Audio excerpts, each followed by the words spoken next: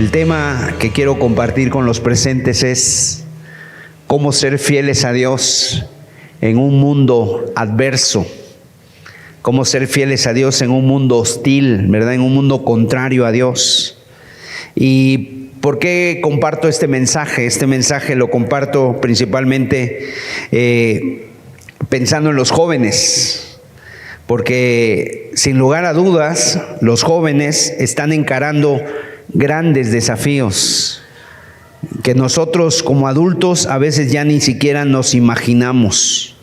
Entonces precisamente pensando en los jóvenes, hace 8 días compartimos un tema acerca de Daniel y está en nuestra página por si alguien lo quiere volver a escuchar.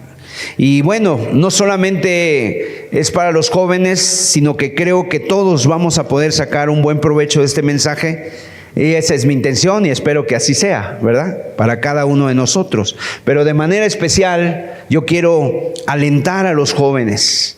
Y no solamente alentarlos, sino desafiarlos por el Espíritu Santo. Por el Espíritu, desafiarlos, ¿no? O sea, y por eso ese es mi deseo. Y fíjense ustedes, vivimos en un mundo muy hostil para el cristianismo, pero sobre todo muy hostil para los jóvenes.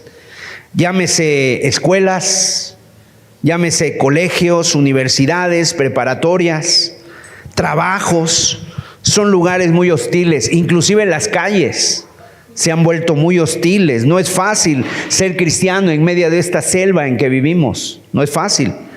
Tal vez si algún joven se hace rastafari, ¿no? Se deja crecer sus guedejas, si algún joven se hace emo, si algún joven se hace punk, si algún joven va y se hace darketo y le gusta esas modas y punk o no sé, emo, en este mundo relativista, pluralista, la verdad es que no tendría problemas.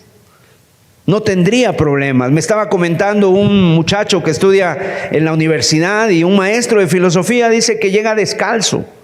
Y él da su clase descalzo porque esa es su filosofía de vida. Y él va descalzo y usa sus trenzas y no tiene problemas. O sea, inclusive también si tú te confiesas evangélico, yo soy evangélico, yo soy voy a una iglesia y si te gusta, te dirá la gente, si te gusta, si te hace eso feliz, adelante, genial. Pero miren, los conflictos verdaderos estallan cuando tú te atreves a vivir realmente como un discípulo de Cristo. Ahí sí empieza a haber problemas. Cuando tú empiezas a vivir tu fe, cuando tú empiezas a ser coherente, ¿verdad? Con lo que hablas, con lo que crees, con lo que vives.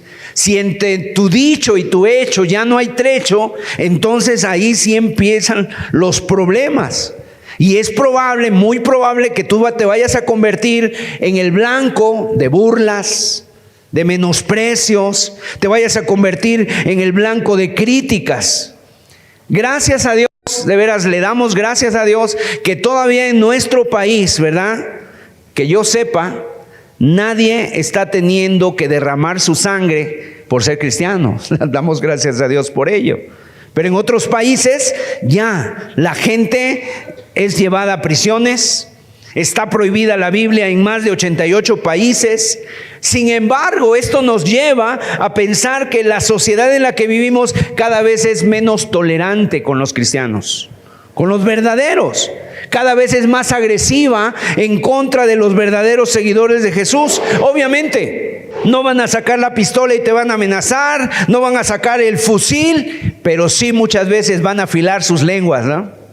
Sí, muchas veces van a dirigirse contra ti palabras o frases peyorativas, frases que te hieran, frases con el fin de hacerte sentir mal, que tú te sientas como el bicho raro. Tal vez no te destierren y no tengas tú la misma suerte que tuvo Juan de ser desterrado a una isla como Patmos, pero sí es posible que te apliquen la ley del hielo, ¿no?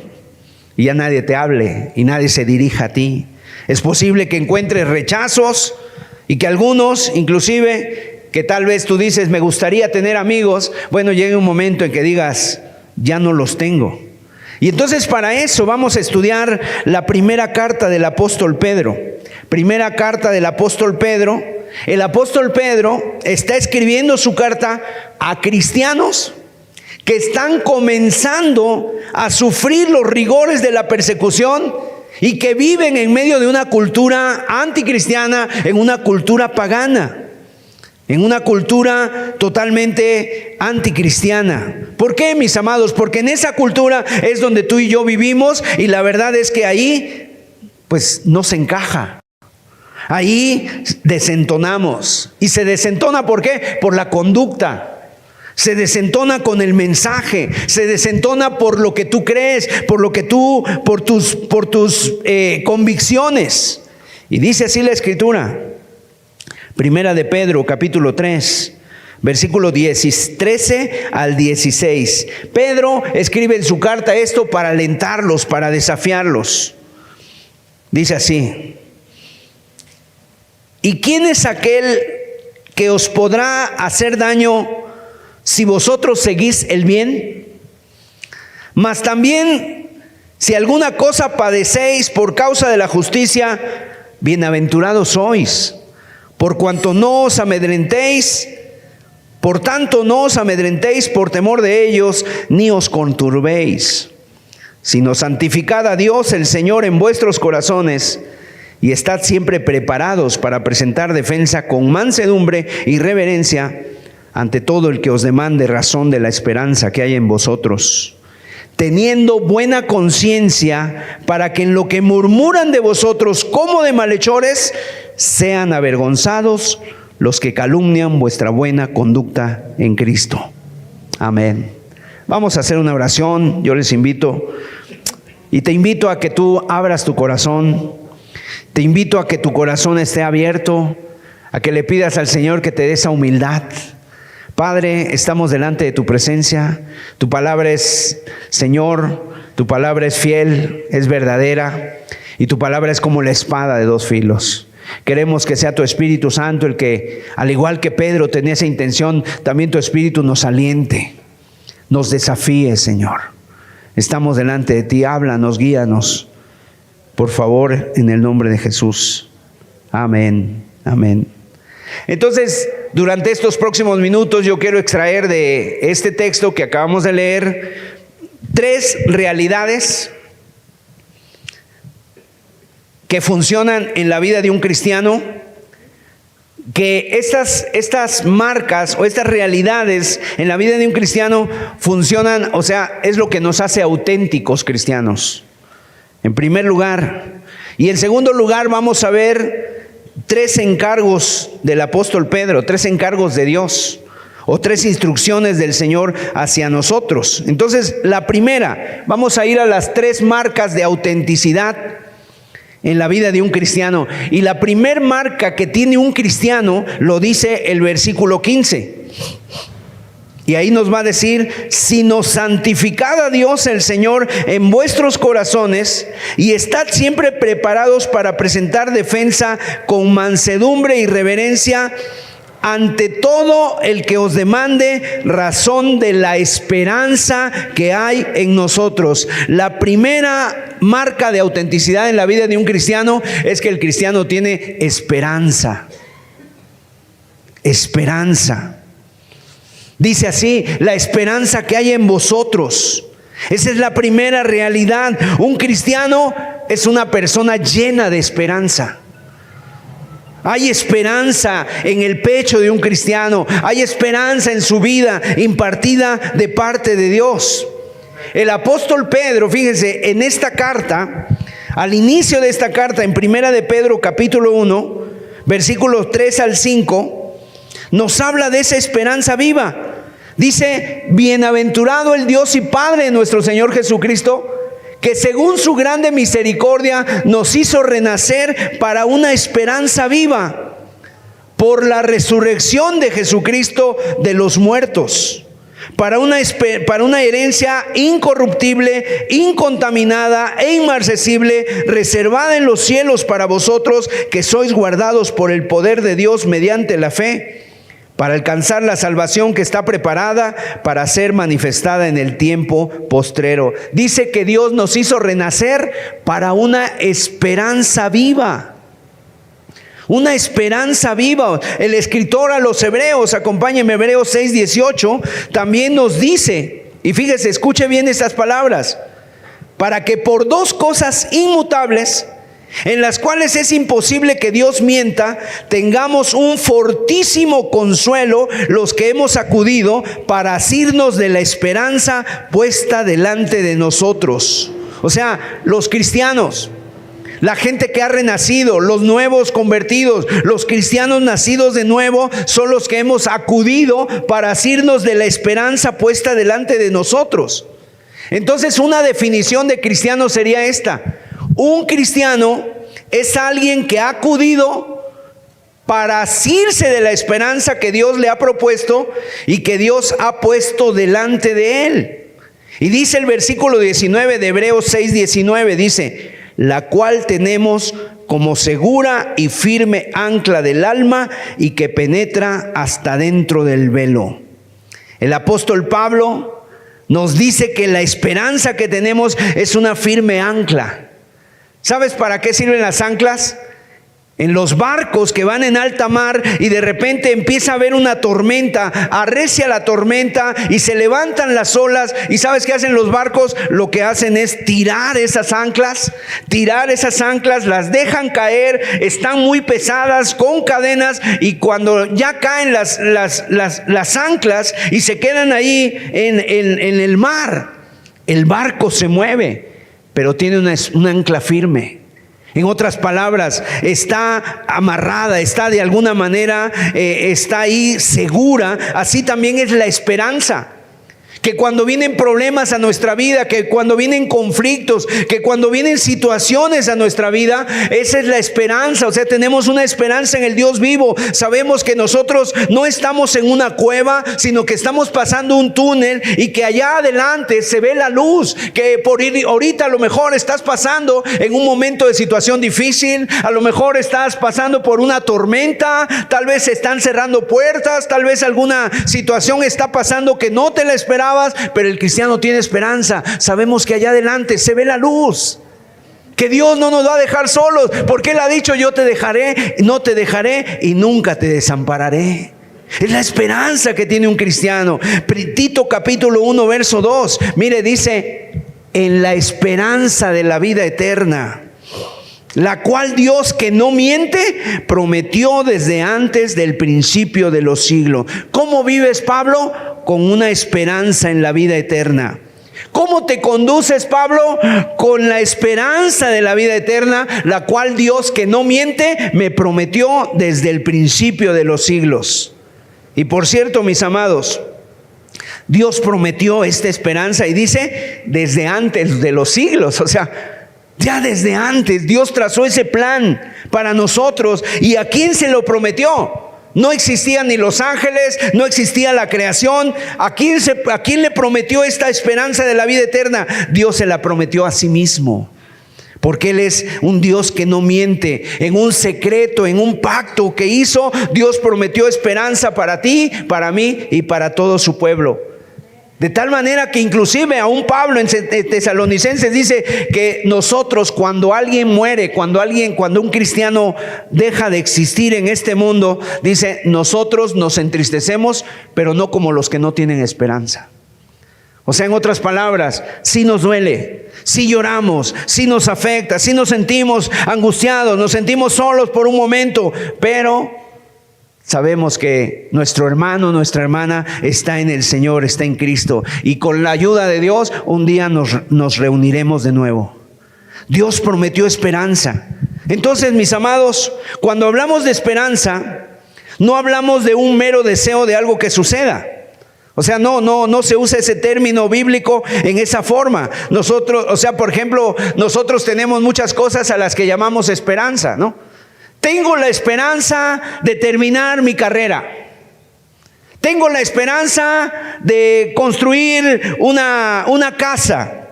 Tengo la esperanza de aprobar los exámenes. Tengo la esperanza de que me den ese trabajo. Tengo la esperanza, pero quiero decirte que esas esperanzas, pues a veces sí se pueden cumplir, pero a veces no. A veces sí te dan el trabajo, a veces no te dan el trabajo, a veces sí puedes terminar la carrera, o a veces por alguna situación no la puedes terminar. Sin embargo, cuando la Biblia habla de esperanza, no usa el término no usa la palabra en esos términos. O sea, lo que hay en la mente de Pablo y de los escritores bíblicos no es un mero deseo, no es algo de probabilidades, sino que ellos entienden que la esperanza está llena de certeza para nosotros. Hay seguridad, hay certeza. ¿Por qué? Porque aquí no fue el hombre que te lo cumple. Aquí ni siquiera depende de ti, aquí depende de Él, y Él lo ha prometido. Él lo ha prometido y Dios es fiel. No es un deseo de algo bueno que suceda, es la convicción de que sucederá. Es la convicción, ¿verdad? Hay seguridad, hay certeza. La esperanza es esa parte de la fe que se enfoca en el futuro. Y quiero decirles, mis amados hermanos, en este mundo tristemente no hay esperanza. Y cuando la gente no tiene esperanza, ¿sabes qué hace? Empieza a ser violenta o empieza a deprimirse, porque no hay esperanza. Y la esperanza que habla la Escritura no es de un cruzar los dedos y hacer, como dicen, changuitos. Haz changuitos para que suceda, o de tocar madera, o de morderte los labios, ¿no? La esperanza es un ancla que es firme, dice aquí la Escritura. ¿Y por qué? Por dos cosas. Número uno, por Dios que no miente. Y en segundo lugar, otra cosa que avala la esperanza de la certeza que tenemos es porque el Señor Jesucristo ha resucitado. Jesús resucitó. Por la resurrección de los muertos, Él ha afirmado que todos los propósitos eternos de Dios se van a cumplir. Se van a cumplir sí o sí. El Señor dice, yo no te dejaré ni te desampararé. Mire lo que dice 2 Corintios 4, versículo 8 y 9. Que estamos atribulados en todo, mas no angustiados. En apuros, mas no desesperados. Perseguidos, mas no desamparados. Derribados, pero no destruidos. Aleluya. O sea, nuestra alma puede estar azotada por las tormentas. Pero ¿has visto tú en el mar cómo ponen las boyas? Las boyas, ¿verdad? Son unas bolas, a veces de color amarillo o naranja, y las ponen ahí. Y esas boyas, mis amados, están ahí a ciertos metros de la orilla. Y cuando viene la tempestad, las olas las zarandean, las golpean, parece que se las traga por un momento, pero de repente otra vez aparece. Así son las boyas. Y bueno, así es nuestra vida. Cuando todo está en calma otra vez, ahí está la boya, donde siempre ha estado. Así es nuestra vida, cuando confiamos y tenemos la certeza en Dios. Podemos tambalearnos, podemos, como la palmera, cuando viene un huracán, moverse de aquí para allá, pero después viene la tormenta y otra vez está en pie. Y estamos en pie porque el Señor nos sostiene. Y para los jóvenes eso es de vital importancia, el tener confianza, el tener la esperanza en el Señor. Tener la esperanza en el Señor. Nosotros, mis amados, nuestra esperanza es en el Dios vivo. Ahora, Juan 17:3, verso 3. ¿Por qué tenemos esperanza? Porque Dios manda, porque Dios gobierna, porque Dios es vivo y es poderoso, y esperamos la vida eterna. Y la vida eterna, dice Juan 17:3, y esta es la vida eterna, que te conozcan a ti, el único Dios verdadero, y a Jesucristo, a quien tú has enviado. Amén. O sea, la esperanza de la vida eterna está en Jesucristo. Así que, mis amados, ánimo. Ánimo.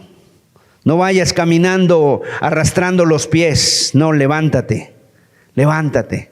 Porque el Señor está con nosotros. Él es nuestra esperanza, Él es nuestra bandera, Él es nuestro canto, Él es nuestro estandarte, Él va delante de nosotros. Y dice la Biblia, si Dios es con nosotros, ¿quién contra nosotros? ¿Quién contra nosotros? Vamos a ver en segundo lugar, antes de pasar al segundo lugar, al segundo punto, ¿tienes tu esperanza? ¿Hay esperanza en tu vida? O alguien puede decir con toda confianza y libertad, no siento esa esperanza.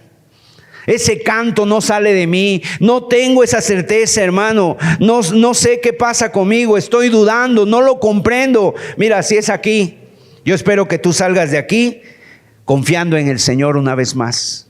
Y que el Señor te levante y te haga brillar con su brillo, con su luz y con su Espíritu Santo. Vamos al segundo punto. Esperanza. En segundo lugar, la segunda marca, la segunda realidad para la vida de un cristiano es la virtud.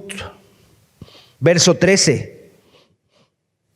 Dice Primera de Pedro, el texto que leímos: ¿y quién es aquel que os podrá hacer daño si vosotros seguís el bien? ¿Quién podrá hacerte daño si ustedes hacen el bien? Y otra traducción sería: si muestras celo por lo bueno. Ahora mire lo que dice el verso 16. Teniendo buena conciencia, para que en lo que murmuran de vosotros como de malhechores, sean avergonzados los que calumnian vuestra buena conducta en Cristo. Un cristiano, entonces, es aquel que sigue el bien. Un cristiano es aquel que tiene celo por lo bueno. Un cristiano es el que se mantiene delante de todos con buena conducta. O sea, ama lo bueno y hace lo bueno y tiene celo por la justicia y por lo tanto obra como Dios manda, obra justamente, obra rectamente. Entonces, tú como joven, ¿verdad? Los jóvenes viven en un mundo donde sinceramente la virtud es menospreciada, donde se hace burla de la virtud, donde si alguien hace lo bueno y si alguien hace lo correcto y si alguien se porta correctamente, es menospreciado. Y yo me atrevo a no equivocarme que la mayoría de nosotros, y seguramente tú has pasado por esas situaciones, donde de repente tú te sientes como el bicho raro, te sientes que no encajas, ¿verdad? ¿Por qué? Porque el mundo no lo ve como nosotros lo vemos. Pero en nuestra vida tenemos que abrazar la virtud, tenemos que imitar al Señor Jesucristo, que fue un hombre, ¿verdad? Un hombre de Dios, un hombre que fue tentado en todo, pero sin pecado, un hombre que vivió en medio de este mundo de una manera íntegra. Y nunca nadie tuvo que acusarle, nunca nadie pudo acusarle de nada. ¿Por qué? Porque él vivía íntegro. Y de esa manera nosotros tenemos que imitar al Señor Jesucristo.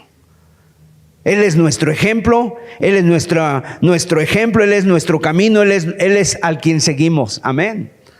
Así que, mis amados, sigue adelante, ama la virtud, apártate de lo malo.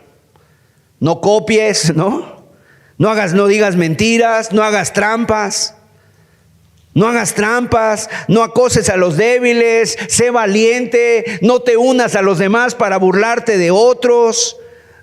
No te unas a los demás, no cedas a las invitaciones de los amigos, ¿verdad? De todos los pecados que hoy están muy de moda. No cedas y ante esa presión. No dejes que te machaquen, no dejes que te menosprecien, o con palabras hirientes, o no importa. Tú sigue al Señor, sé pudoroso, sé casto, sigue la virtud, honra tu masculinidad, honra tu feminidad, no compitas. Porque precisamente en este mundo está muy de moda todo eso. Hay una gran crisis de valores. Ahora, fíjese, la palabra virtud quiere decir también excelencia moral, santidad.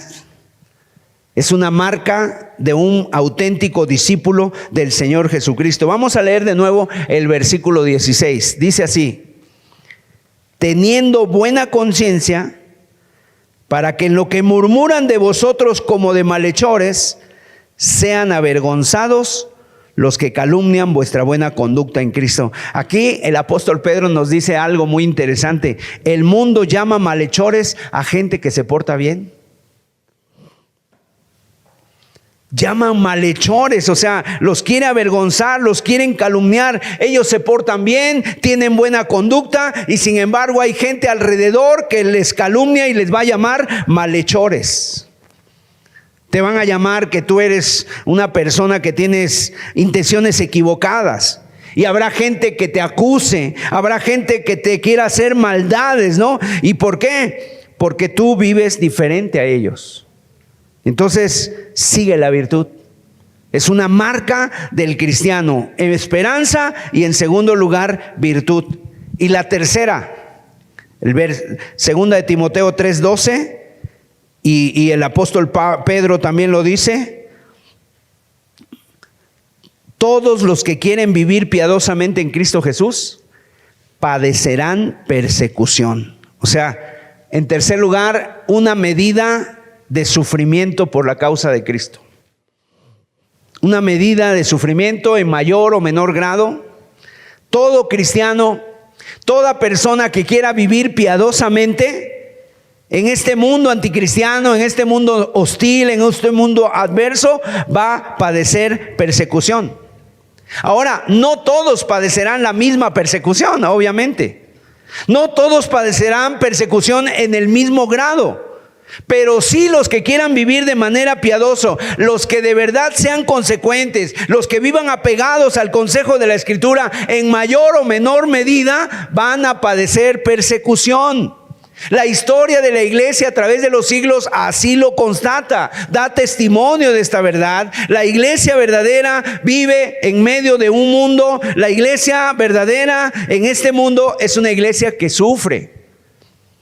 Mientras nosotros estamos aquí sentados, hay cristianos que están padeciendo.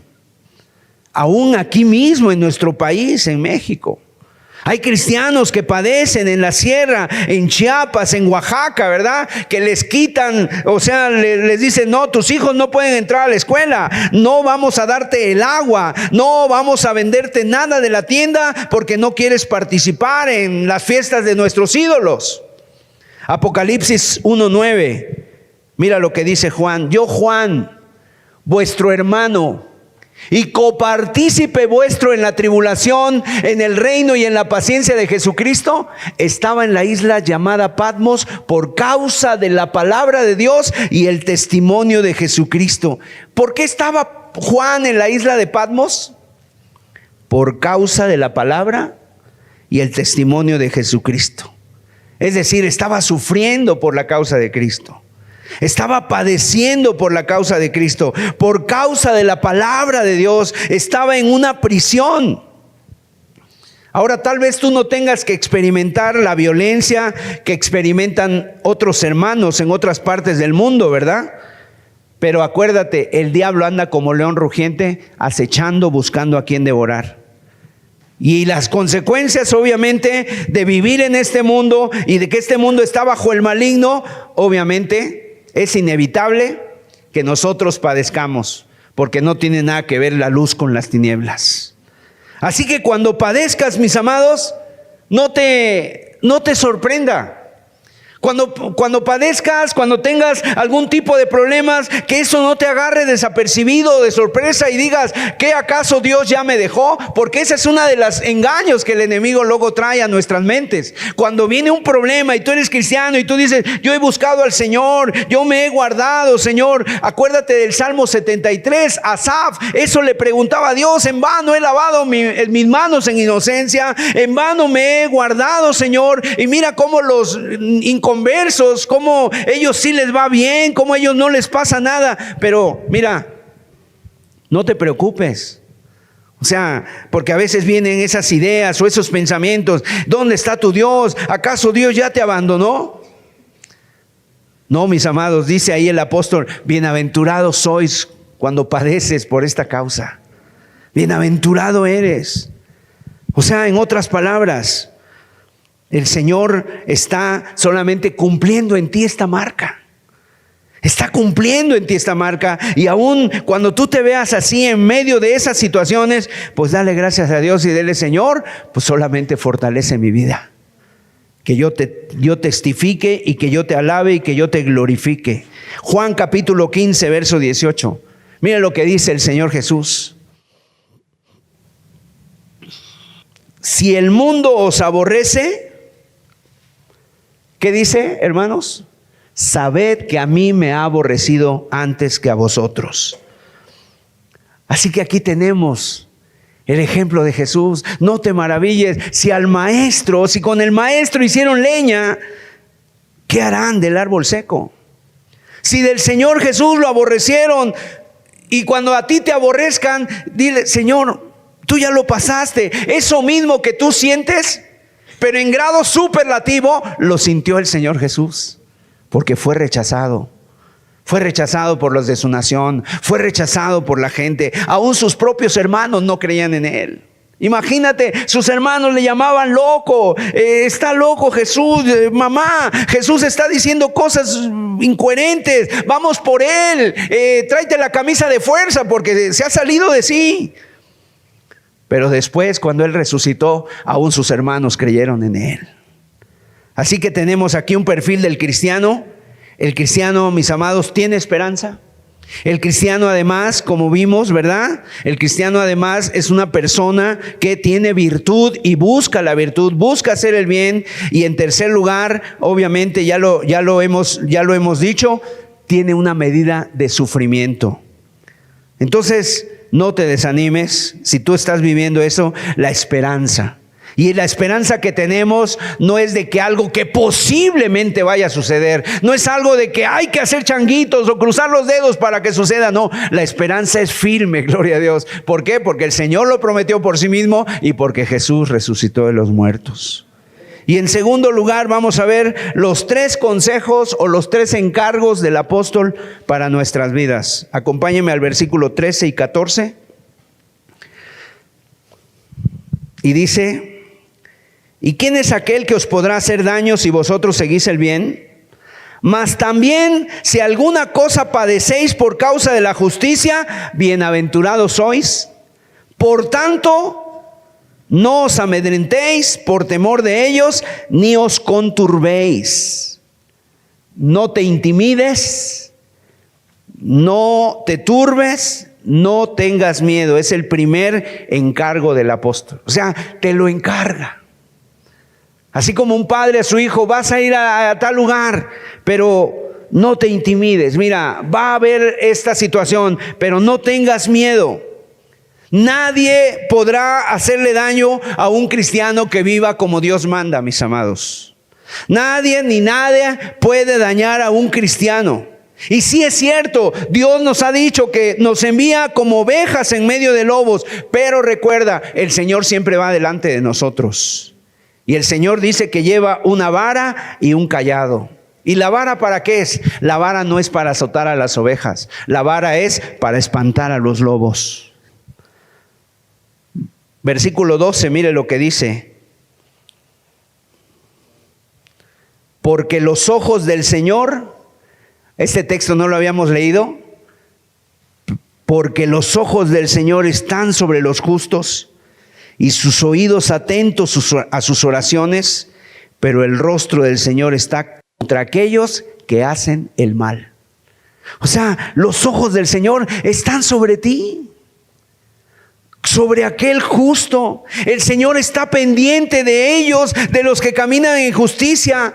Él acampa entre nosotros, Él atalaya nuestro campamento, Él cuida de nuestra vida. No se duerme el que cuida al remanente, dice el Salmo, ¿verdad? Y el Salmo 121 dice: ¿a dónde alzaré mis ojos? ¿A los montes? ¿De dónde vendrá mi socorro? Mi socorro viene del Señor, que hizo los cielos y la tierra, el cual, dice la Escritura, está en medio de nosotros. Él escucha nuestras oraciones y su brazo omnipotente no se baja.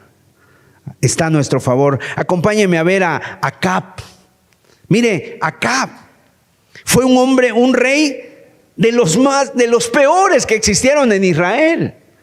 Acab se casó con Jezabel y juntos adoraron a Baal, desecharon el culto a Jehová, se levantaron en contra de Israel. Pero mira lo que pasó en el tiempo de Acab, y eso aún nos llena a nosotros de sorpresa, no tanto por la maldad de Acab, pero sí por la misericordia de Dios.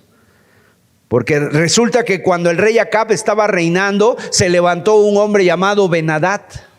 Y Ben-Hadad era el rey de Siria, de los sirios. Y se levantó contra Israel. Y no solamente él, sino que además 32 naciones más. Un aproximado, un número de 32 naciones, más de 30 naciones. Era literalmente, era un rodillo de guerra. Venían arrasando todo, los iban a machacar. Pero entonces Dios levanta a un profeta en Israel, y a pesar de que la nación había abandonado a Dios, a pesar de que ellos habían menospreciado el culto al Dios verdadero, Dios levantó un profeta y le dice, Primera de Reyes, capítulo 20, versículo 26 al 28. El rey Ben-Hadad, las tropas de este rey fueron humilladas, y Ben-Hadad se tuvo que retirar temporalmente. Y obviamente se retiró para rearmarse y regresar. Y entonces el profeta le dice, no te confíes, esto solamente es temporal, va a volver, va a venir. Los sirios llegaron a esta conclusión. Mire qué pensamiento. Dice, pasado un año, Ben-Hadad pasó revista al ejército de los sirios y vino a Afec para pelear contra Israel. Los hijos de Israel fueron también inspeccionados, y tomando provisiones fueron al encuentro de ellos, y acamparon los hijos de Israel delante de ellos como 2 rebañuelos de cabras. Así lo pinta, 2 rebañuelos, o sea, cabras, nada. Y los sirios llenaban la tierra, literalmente así lo dice. Intenta imaginar lo que el escritor nos quiere transmitir. 2 rebañuelos solamente era el pueblo de Israel, los sirios llenaban la tierra. Versículo 28. Vino entonces el varón de Dios al rey de Israel y le habló diciendo, así dijo Jehová, por cuanto los sirios han dicho, Jehová es Dios de los montes y no Dios de los valles, yo entregaré toda esta gran multitud en tu mano para que conozcáis que yo soy Jehová. O sea, el varón de Dios vino, el profeta, y les dijo esto, ¿no? Los sirios han dicho, Jehová es Dios de los montes y no Dios de los valles.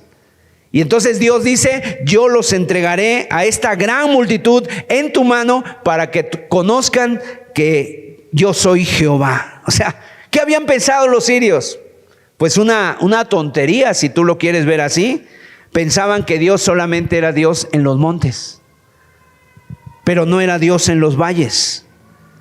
Mis amados, ¿qué era lo que Dios quería mostrar? Nuestro Dios no solamente es Dios de los montes, nuestro Dios es de los valles, de los montes, de todos lados.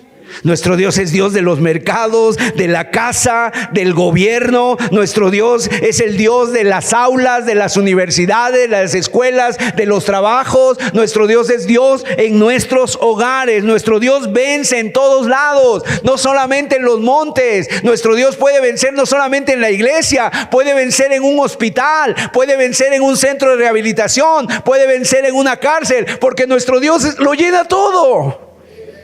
Nuestro Dios lo llena todo. Y fíjate lo que ellos pensaban, es que ustedes tienen un Dios y bueno, como los atacamos en los montes, pues ahí Dios es bueno en los montes, pero vamos a atacarlos en los valles porque ahí su Dios ya no hace nada. No, dijo Dios, yo les voy a mostrar que yo soy Jehová.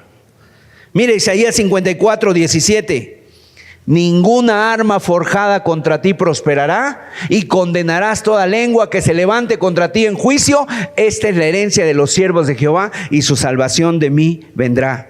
Y no importa que parezcamos 2 rebañuelos de cabras, la verdad, a lo mejor sí lo parecemos, pero nosotros no nos miramos a nosotros, miramos al Señor, al cielo.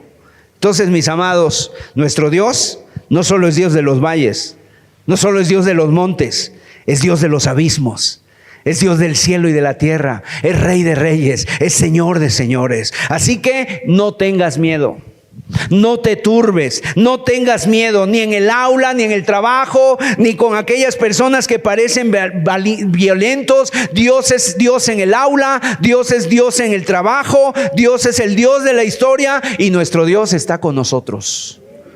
Es más, Dice la Biblia que si alguna cosa padeces por causa de tu fidelidad a Cristo, no te desanimes. Al contrario, dice Pedro, anímate, anímate, dice Pedro, primera de Pedro 4:14. Si sois vituperados por el nombre de Cristo, sois bienaventurados, porque el glorioso Espíritu de Dios reposa sobre vosotros. Ciertamente de parte de ellos Él es blasfemado, pero por vosotros es glorificado. O sea que si aún te llegara a suceder algún vituperio por causa del nombre de Cristo, no lo tomes como un agravio, tómalo como un regalo de parte de Dios. Porque eres bienaventurado. Amén. Eres bienaventurado. Mira a José. José fue un hombre, hijo de Jacob, fue maltratado por sus hermanos. La esposa del Potifar, ¿verdad?, lo quería borrar del mapa y lo llevó a la prisión porque no pudo satisfacer con José su lujuria. Fue maltratado también por el copero. El copero le dijo, sí, yo voy a salir de aquí y te voy a recomendar ante el faraón, pero se le olvidó y José quedó en el olvido, fue maltratado. Pero mira, mis amados, ¿qué pasó con José? Él terminó en el segundo del reino de Egipto, en el segundo del faraón. ¿Por qué? Porque él era una mano, ¿verdad? La mano derecha en la mano del faraón. ¿Quién lo llevó ahí? Dios. Y ahí todos sus sufrimientos, todas las persecuciones, todas las cosas que tuvo, ahora él estaba gobernando en el imperio de Egipto. Acompáñame a ver a otro hombre, Esteban, Hechos 7:59. A Esteban, el primer mártir, lo sepultaron literalmente a pedradas. Y dice el versículo 59, y apedreaban a Esteban, mientras él invocaba y decía, Señor Jesús, recibe mi espíritu.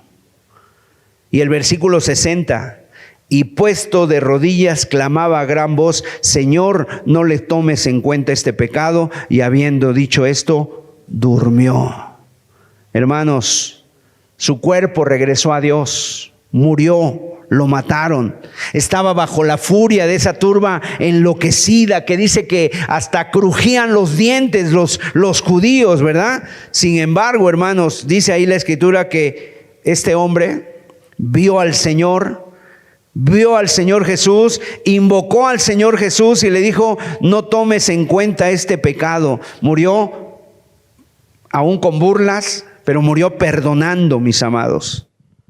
Vamos a regresar al versículo 14 de Pedro. Mas también si alguna cosa padecéis por causa de la justicia, bienaventurados sois. Otra de las cosas, otro consejo del apóstol Pedro para los jóvenes y para todos y cada uno de nosotros es el versículo 15. Santificad a Dios el Señor en vuestros corazones. Santificad a Dios el Señor en vuestros corazones. Mis amados, ¿cómo podemos ser libres del temor a los hombres? El temor a los hombres es algo muy fuerte. Nos pone lazo. Y mayormente cuando uno está en cierta edad, ¿verdad? Los jóvenes. Entonces, el temor a los hombres es el que nos hace llevar o sucumbir ante la presión. A emborracharte, a hablar igual que ellos, a fumar, a drogarte. ¿Por qué? Porque viene la presión. Pero mira, ¿cuál es el argumento que nos presenta la palabra de Dios para no caer en ese lazo del temor a los hombres? Dice ahí, no tengas miedo de ellos, sino santificad al Señor en vuestros corazones. En otras palabras, hay un temor. Tienes temor al hombre, a sus críticas, a que te agarren, te menosprecien, a que te dejen de hablar, aunque hablen de ti, aunque murmuren, ¿verdad? Y te pongan en ridículo. Pero ¿cuál es lo que nos propone el apóstol? Un temor mayor. Imagínate que alguno de los presentes, yo no sé cuántos de los presentes tengan un terror, un pavor a las ratas, a los ratones, ¿verdad? Ya dijeron muchos amén, ¿no?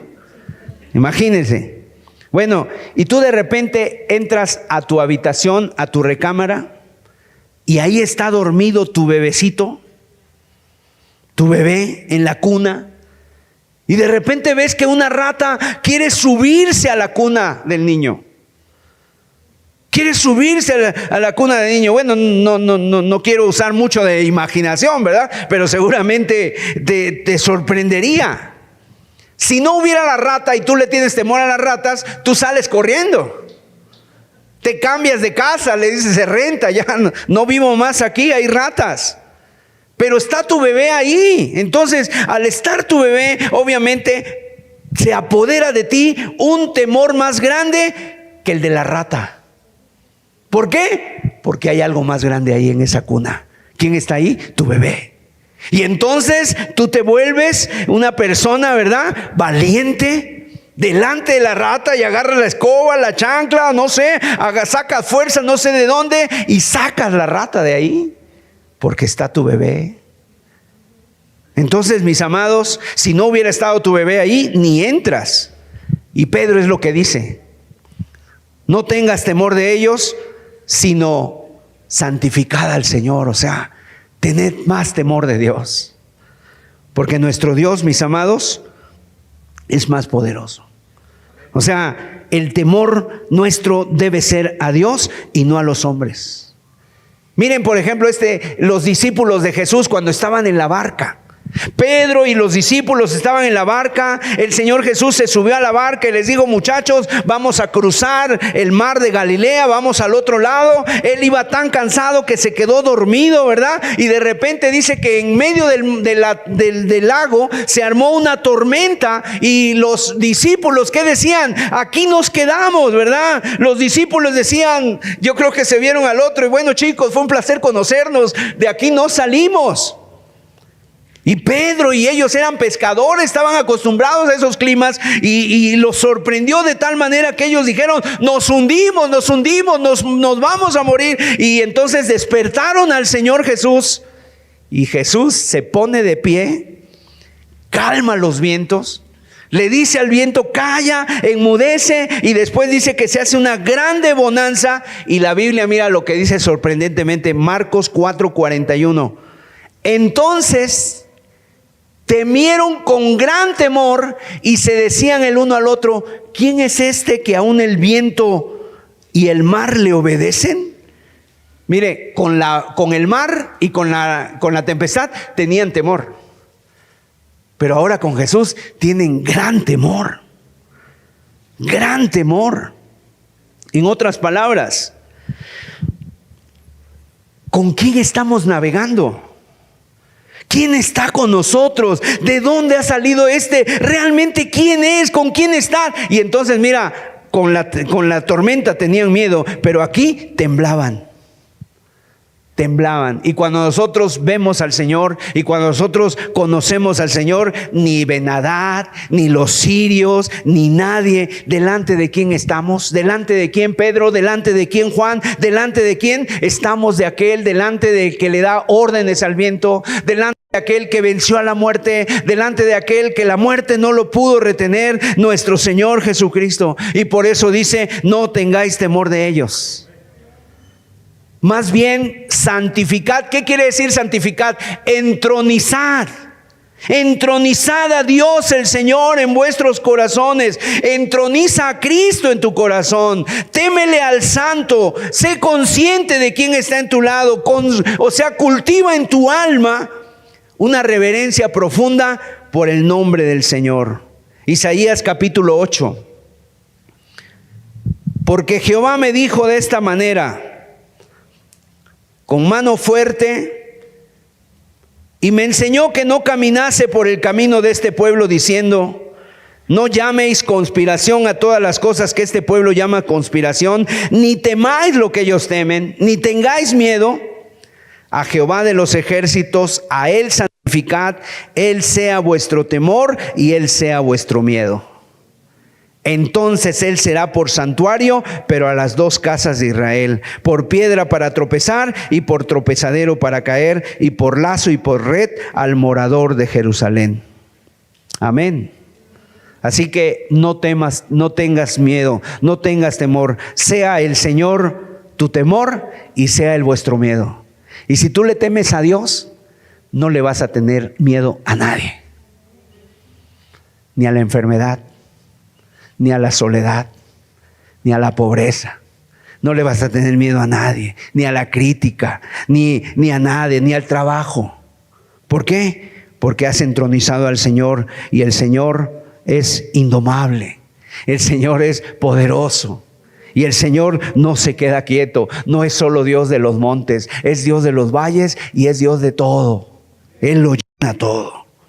Y en tercer lugar, tercer consejo, no escondas tu fe.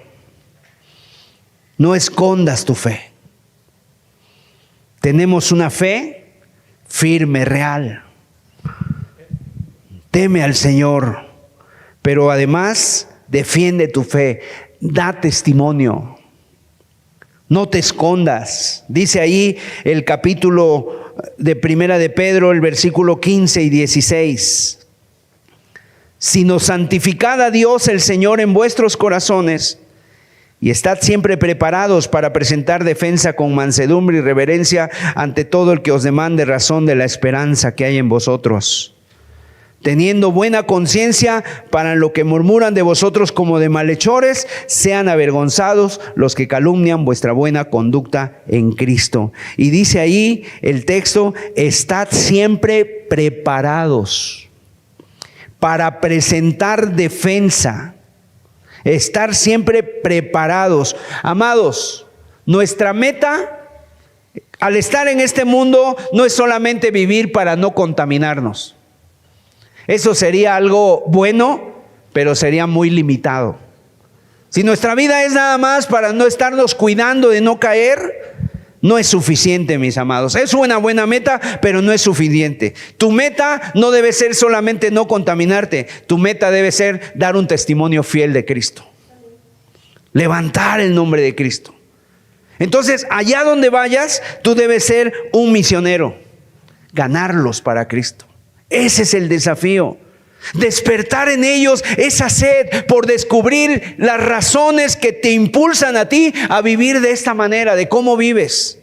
Que ellos digan, ¿cómo vives? Oye, ¿cómo vives? Fíjese, yo me acuerdo de una persona que conocí hace muchos años. No sé si él todavía viva. Pero esta persona, él se convierte porque él vio a un joven que estaba predicando en los camiones. Este hombre era un actor de televisión. Él era conocido porque él actuaba en televisión y él salía en muchos programas en ese entonces. Y entonces se encuentra este joven. Él era un joven, era una persona obviamente esclavizada a las drogas, que vivía en inmoralidad, que andaba igual, ganaba dinero, tenía fama, estaba joven. Y entonces vio a un muchacho predicando en los microbuses en ese tiempo, en los camiones, y él lo vio y se le hizo raro y dijo, lo empezó a seguir y le dijo, voy a ver de cuál fuma, porque parece que no se le acaba. Entonces lo estuvo observando, lo siguió y le dijo, oye tú, ¿de cuál traes? Has de traer una muy buena porque no se te acaba. Y le dijo, no, es que yo traigo a Cristo. Traigo a Cristo. Y eso le impactó, mis amados. Y así es como nosotros debemos de vivir. De tal manera que despertemos la sed en aquellos que nos rodean. Que no solamente vivamos, ay, pues yo soy cristiano, pero aquí estoy todo temeroso, todo tímido, todo angustiado. Pues ya ves, hermano, las luchas, las pruebas. No, levántate porque el Dios vivo está con nosotros. Y sí, habrá quienes se burlen, sí, habrá situaciones, es verdad, es cierto, habrá situaciones muy complicadas, pero el Señor está con nosotros. Entonces está preparado para defender tu fe. Fíjese cómo Daniel y sus amigos, ellos mostraron, ¿verdad?, un espíritu superior. Y dice la Biblia que ellos aún vieron, ¿verdad?, superaron 10 veces a todos los demás. ¿Por qué era? ¿Porque ellos iban al gimnasio? ¿Porque ellos, no sé, tenían una dieta mejor? No, porque Dios estaba con ellos. y porque ellos estaban firmes para defender su fe. Entonces, mis amados, esas son las razones, y Cristo es nuestra esperanza de gloria.